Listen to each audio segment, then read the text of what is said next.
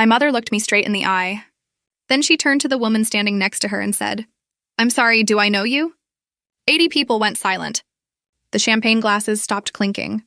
The string quartet kept playing, but nobody was listening anymore. I stood there in my black cocktail dress, my hand resting lightly on the arm of the person next to me.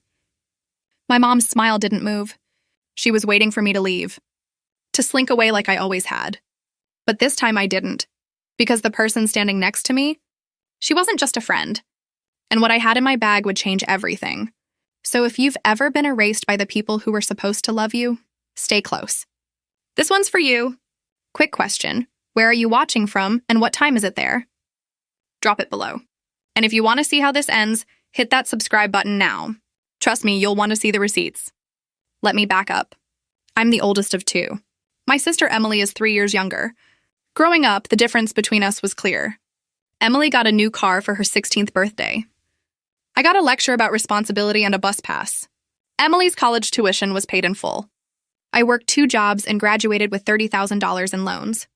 When she wanted to study abroad, my parents refinanced the house. When I asked for help with rent during an unpaid internship, my mom said, "You're an adult now. Figure it out." I did figure it out. I built a career in tech consulting, landed clients, negotiated contracts, became a silent partner in 3 startups. And you know what's funny? The whole time I was building that life, I was still sending money home. $800 a month, sometimes more. Mom called it helping out. I called it guilt. But here's the thing about me. I'm a data person. I keep spreadsheets. I keep screenshots. I keep every email, every text, every receipt. I had a folder on my laptop labeled Family Financial. I didn't know why I was saving it all. I just did. Then, 2 months ago, the invitation arrived. Emily's engagement party. Black tie. 80 guests. Venue overlooking the water. And at the bottom, in my mother's handwriting, family only. Please be appropriate. That's when I made the call. 2 weeks before the party, my phone rang. It was Mom. "Sweetheart, I need to ask you something." I knew that tone. It was the one she used right before she asked for money. "The venue needs another $15,000 for the deposit. Your sister really has her heart set on this place." I took a breath. "Mom, I just sent you $1,200 last month. That was for other things. This is important. I've sent you over $60,000 in the last 4 years." Silence, then her voice changed. "That money was rent. For raising you. You lived under our roof for 18 years. Do you know what that cost?" I felt my chest tighten. So it wasn't helping out. It was a bill. Don't twist my words. Your sister deserves this wedding. You owe us. I don't think I can do $15,000 right now. Fine, then let me be very clear. You can come to the party if you write the check. And if you sit in the back, Steven's family is very high society, and I don't need you talking about your little tech job and embarrassing us. You want me to pay $15,000 to sit in the back and stay quiet. I want you to do the right thing for once.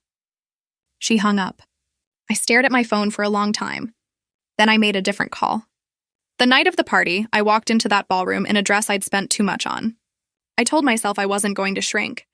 A coordinator met me at the door with a clipboard. "Name?" I told her. She frowned. Flipped pages. "I don't have you at a family table. You're at table 18, near the kitchen." I looked across the room. Table 18 was shoved in the corner. No flowers. No place card with my last name. Just a number. Emily was at the center of the room, glowing in an ivory dress. She hugged every guest who walked in. When I approached, she looked past me like I was part of the catering staff. Then my mother saw me. She was holding court near the champagne tower, laughing with a tall man in an expensive suit. She glanced over. Our eyes met. And that's when she said it. "I'm sorry, do I know you?" The man next to her looked confused. A few guests turned. My mom laughed lightly like it was a joke. But her eyes were ice. My sister whispered something to her fiancé. He looked at me and shrugged. For 5 seconds, I thought about walking out. Then I felt a hand on my arm. "Now?" The woman next to me whispered. I nodded. The woman standing next to me was Elena Voss. She's a forensic accountant and a family law attorney. And 3 weeks earlier, I'd hired her to do exactly what she does best. "Follow the money." Elena leaned in, calm as ever. "Ready when you are." I reached into my bag and pulled out a leather portfolio. Inside was a single document, 3 pages, a bank statement, transfers from my account to my mother's, 36 months. Highlighted in yellow, 800 here, 1,200 there, 2,000 for an emergency. Total outflow, $63,400. Next to each transfer, I'd clipped screenshots. Text messages from my mom. Can you help out this month? Things are tight. Your sister needs books. Can you send 200? I'll pay you back. I promise. She never did. Elena tapped the page. None of this was a loan, she said quietly. Legally, this is financial coercion. A woman at the next table glanced over. She saw the numbers. My mother was still talking to the man in the suit. She hadn't noticed yet, but she would. Elena closed the folder and looked at me. You said there's more? I nodded. A lot more. That's when my mother noticed. She excused herself from the tall man and walked toward me. Heels clicking.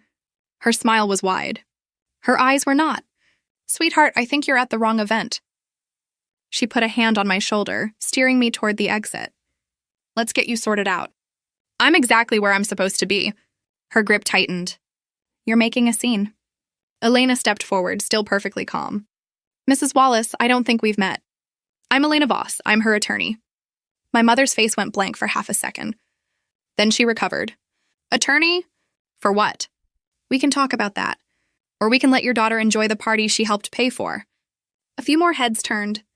The tall man walked over. I recognized him now. Richard Carrington. Stephen's father. The real estate developer whose name was on half the buildings downtown. Lisa, is everything all right? My mother's smile snapped back into place. Everything's fine, Richard. Just a little confusion.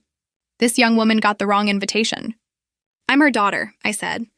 Richard looked between us, confused. My sister appeared at Mom's side. She's always done this, Emily said. Her voice was sweet, practiced. She makes everything about her.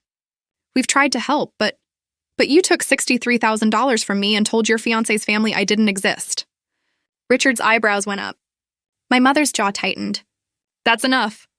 Elena opened the second folder. No, I said. It's not. Elena pulled out 2 documents. The first was a credit application. Personal loan. $25,000. Opened in my name. 8 months ago. I'd never seen it before. The signature at the bottom looked like mine. But I didn't sign it. This loan is currently in collections, Elena said. It's damaged your credit score by 140 points. My mother's face went white. I can explain. The second document, Elena continued, is a lease agreement for your daughter Emily's apartment, co-signed with your other daughter's name and social security number. She held it up. There was my name. My information. I'd never signed that either. Elena looked at my mother. Mrs. Wallace, are you aware that identity theft is a felony? The room had gone completely quiet now. Richard took a step back. My mother's mouth opened, closed. You told me I could use your information, she said, voice shaking. For emergencies. I never said that, I replied. And you know it. Emily grabbed Mom's arm. This is insane. She's lying. Elena pulled out a third page, an email. Sent from my mother's account to the loan company. Impersonating me. The metadata was right there. Her IP address. Her device. Still lying? I asked. Nobody answered. Elena wasn't done. Mr. Carrington, I think you should know something. Richard looked at her, then at my mother. Mrs. Wallace told your family she's a retired philanthropist, that she funded both her daughters' educations and runs a nonprofit for women in need.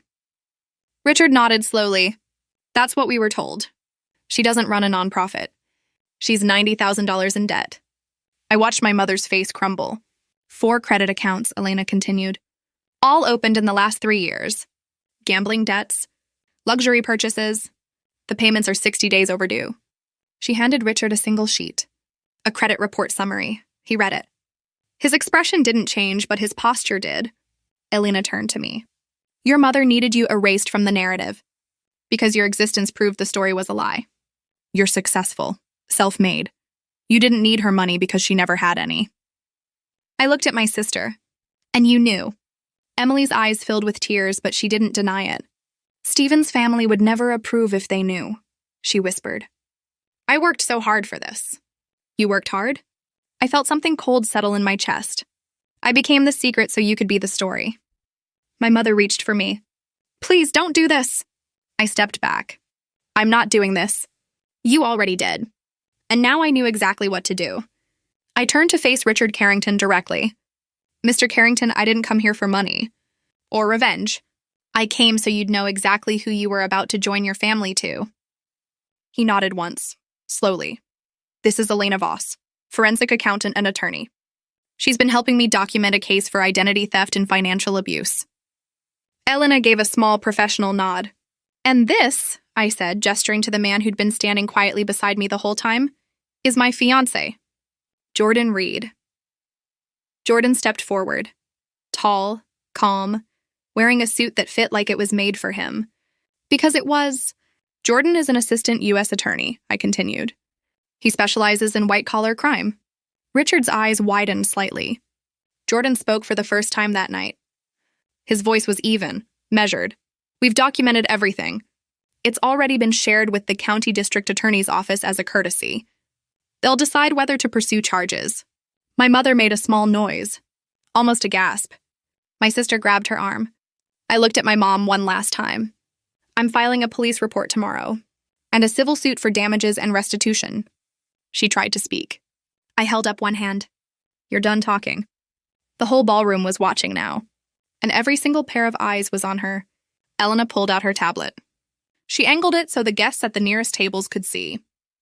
I'm going to walk through this quickly, she said, because I think everyone here deserves to know the truth. First document. The forged loan application. She zoomed in on the signature line. Then she pulled up my real signature from a notarized contract. The loops don't match. The pressure points are wrong. This was traced. A woman behind me whispered, "Oh my God!" Second document. The text message thread. Message after message. My mom asking for money, threatening me when I hesitated. If you don't send $2,000 by Friday, I'll tell everyone you abandoned us. You owe me. I raised you. Your sister deserves better than you. Elena scrolled slowly.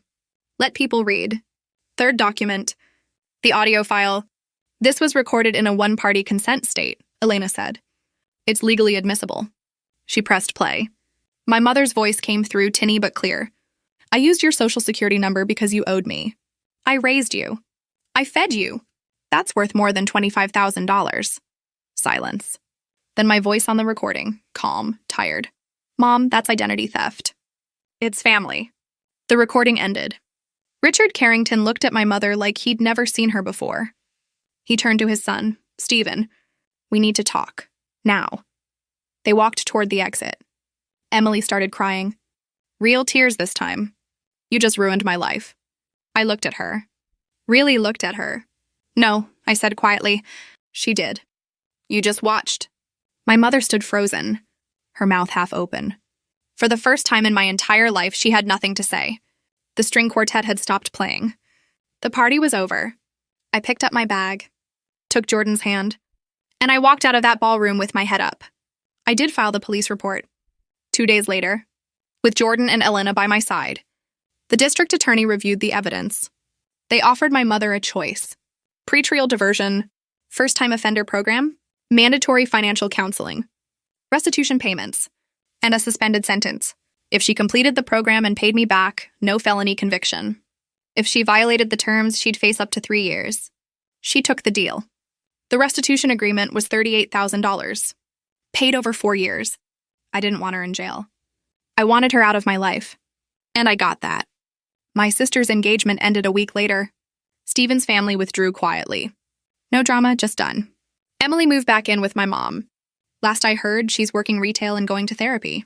She sent me one text. A long apology. I read it. I didn't reply. But I didn't block her either. Maybe someday. Jordan and I got married 6 months later. Small ceremony. Just us and a few close friends, no family. We used part of the restitution money to start a grant fund. It's called Second Start. We give micro grants to young people trying to escape financial abuse from family members. Last year, we funded 11 people. This year, we're on track for 20. I still see a therapist. Turns out, untangling yourself from a lifetime of manipulation takes time. But I'm doing the work. I don't have contact with my mother. I don't hate her. I just don't let her have access anymore. And that's the difference. You can't control who hurts you, but you can control who gets to keep doing it. Family isn't who shares your blood. It's who respects your boundaries. So let me ask you something. Have you ever had to cut off a family member to protect yourself? What's the hardest boundary you've ever set? Drop it in the comments. I read every single one, and if you stayed all the way to the end, thank you. Hit subscribe if you believe boundaries matter more than bloodlines. I'll see you in the next one. Oh, and one last thing. This story is a fictionalized dramatization. It's not legal or financial advice. If you're dealing with identity theft or family abuse, please reach out to a licensed professional in your area. You deserve support, and you deserve peace.